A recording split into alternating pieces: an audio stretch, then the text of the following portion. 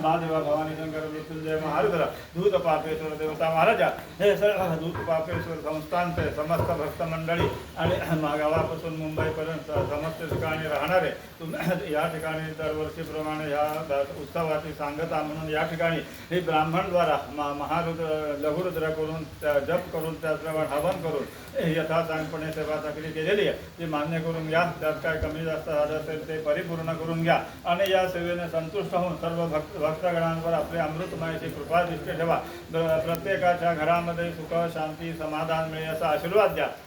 त्याचप्रमाणे प्रत्येकाचा उद्योगधंदा व्यवसाय नोकरीमध्ये चांगल्या प्रकारे यश प्राप्त मिळेल याची कृपा दृष्टी ठेवा.